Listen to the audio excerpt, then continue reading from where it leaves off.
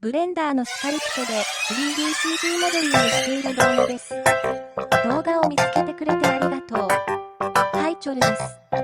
こちらは、今、夜ですよ。こんばんは。ブレンダーって何なん？使いこともわからんよ。という視聴者様も多いと思いますので、まずはご説明いたします。ブレンダーとは、3D モデル作成、レイアウト、アニメーション、シミュレーション、レンダリング、ディスプレイ操作などの機能を備えているオープンソースの統合型 3DCG ソフトウェアです。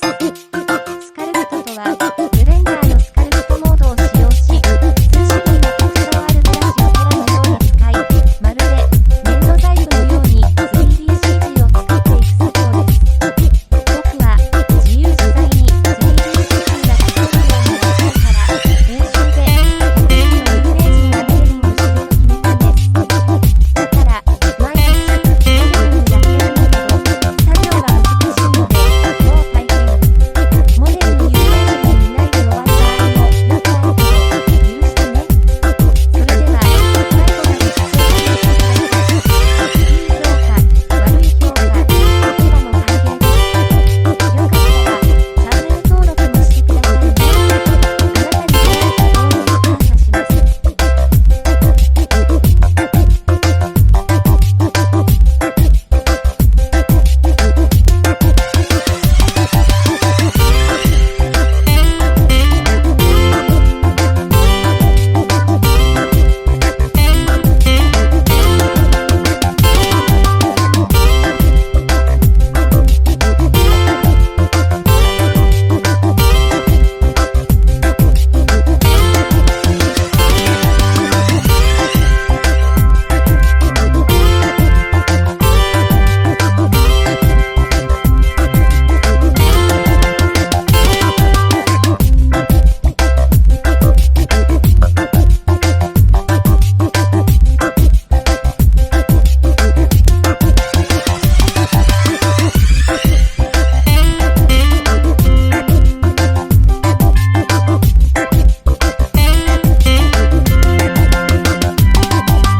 出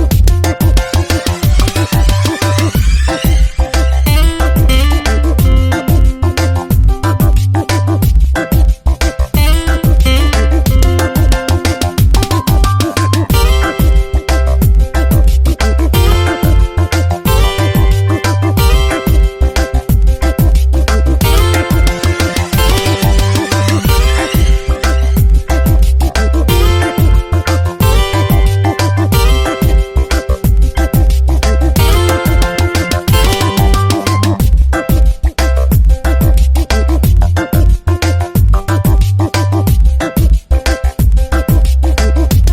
動画に感謝しま